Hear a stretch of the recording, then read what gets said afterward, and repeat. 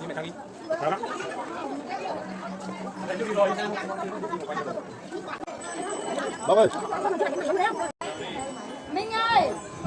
Hả? Minh Nhật đi trước rồi sao ấy? Ôi.